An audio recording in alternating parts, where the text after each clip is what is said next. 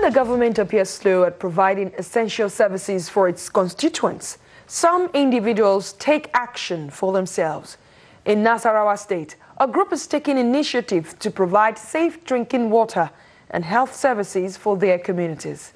Correspondent Halimatu Abubakar has the story, as voiced by Olumide Macaulay.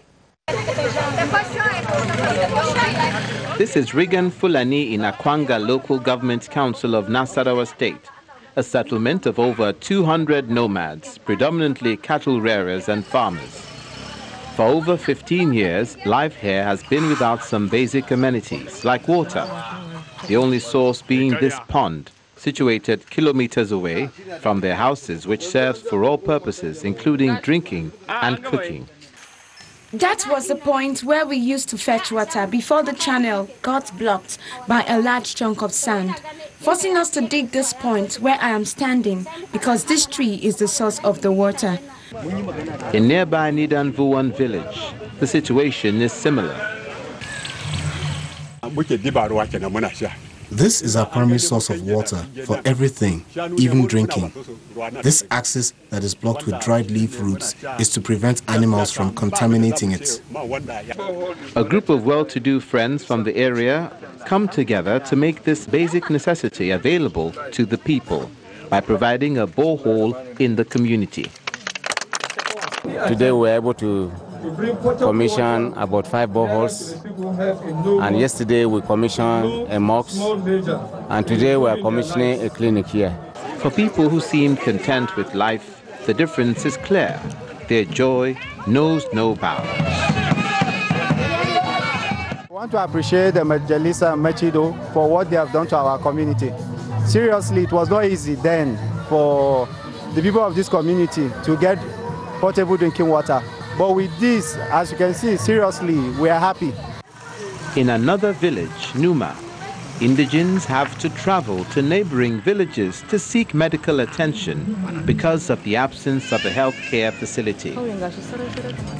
The construction of this mini clinic by the same people brings relief to the medical needs of the people of Numa. Development is not just for government alone. It's people that have been blessed, individuals that have been blessed, should be able to come together and see how they can join government and do what we are witnessing today. So far, we have commissioned 5 good boreholes in various localities, and this is initiative, of course, to complement what government is doing. And it is, of course, worthy to call on other NGOs to follow suit. This kind of synergy between the public and private sector is encouraged to augment the efforts of the government to enhance the quality of life of rural dwellers.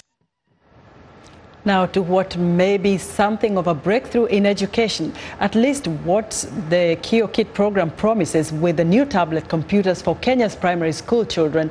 Reporter Rude Elmendorp takes us to an informal settlement in Nairobi to see the electronics in action. Imagine a suitcase that carries an entire primary school curriculum in its belly. Chances are high you'll see the so-called Kio Kit here in use in a primary school in Nairobi. You fit the bag of the earphone and the tablet. No need for exercise books and ink pens anymore, since inside the Kio Kit there are tablet computers that have everything that the children need to learn. Do you like and enjoy learning with tablets? Yeah! Sit down now, no standing. On these child-friendly tablets, the children learn the school topics via quizzes, pictures and videos. For example, here biology. And according to teacher Josephine, the children are picking up the new technology well. And it is easier to learn because it has the pictures which they are really enjoying. And we are saying it's a good program. The virtual world of the tablets is in stark contrast with the real world outside. This area is considered a slum where unemployment is high. Most parents here can't afford good education for their children, resulting in school dropout rates as high as 40%.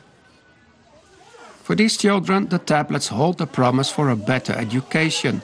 But there is a downfall: games. Raising the question whether the students can resist playing on the tablets instead of learning.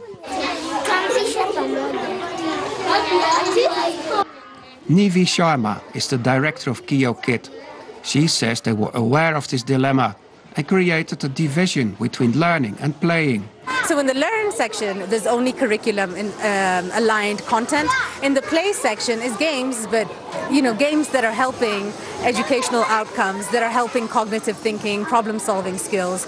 5-year-old Shellen is in Standard 1, and after a few weeks is already showing off a new skill. 1, 2, 3,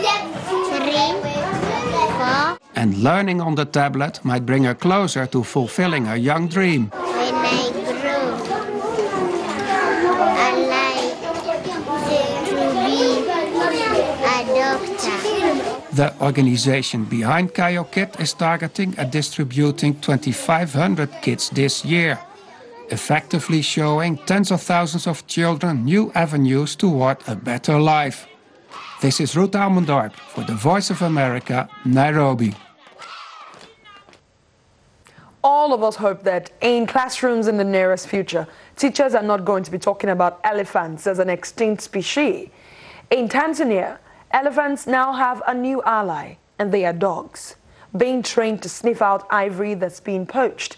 The program is already making an impact, and Willie Lowry has the story. 1-year-old Halo is on a mission, and he won't stop until he succeeds. The German Shepherd is on the front line of the war against poaching in Tanzania.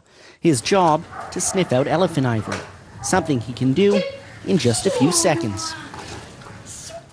Tanzania has lost more than 60,000 elephants in the past 5 years, bringing its once mighty population down to just 43,000. Its port in Dar es Salaam also serves as a hub for smuggled ivory in the region.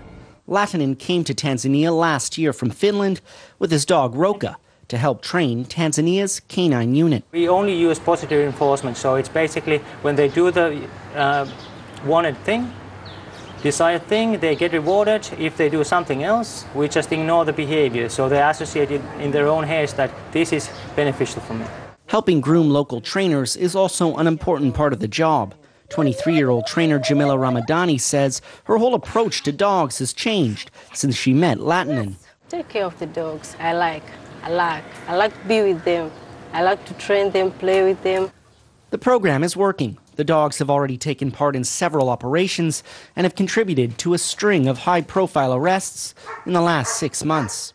To go in the field, we find some evidences, and we are thankful because it would not be possible without those trained dogs.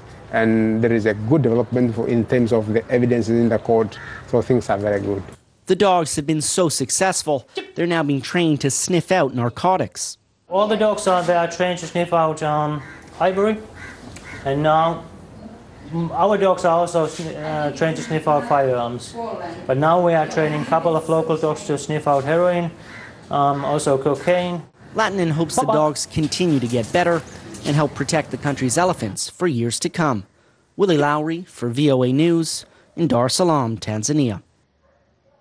It's now time for another break, but before we go, we'd like to remind you to visit our website, channelstv.com, for all the latest information. You can also find us at youtube.com/channelsweb.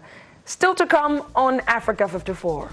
An indigenous population of North Africa, rich in culture, is in focus at a popular music festival in Morocco. That story coming up after the break.